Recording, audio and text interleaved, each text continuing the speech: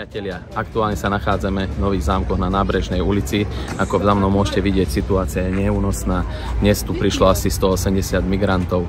Ja sa pýtam policajného prezidenta, kedy bude riešiť túto situáciu, ktorá je neúnosná, prečo sa zaoberá kriminalizáciou politickej strany Smer sociálna demokracia, a pýtam sa tretieho sektoru, prečo tu nie sú dobrovoľníci, prečo nepomáhajú týmto ľuďom, ktorí potrebujú humanitárnu pomoc, ukludniť situáciu, vodu alebo prekladať. Ľudia sú nervózni, treba túto situáciu určite riešiť.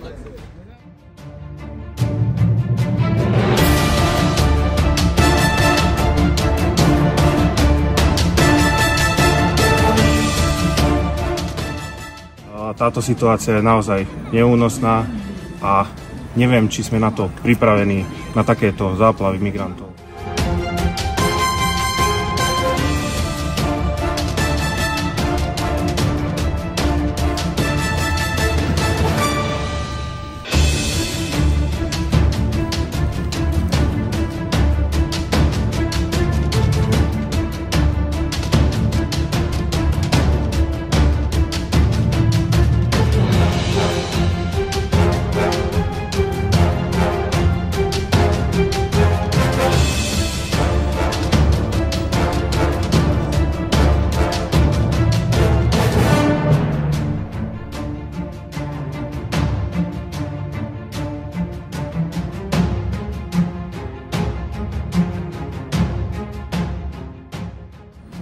Naše rodiny by si mali užívať posledné slnečné dni, ale musia tráviť čas doma, keďže sa na detských ihriskách zdržiavajú migranti a boja sa výzvom.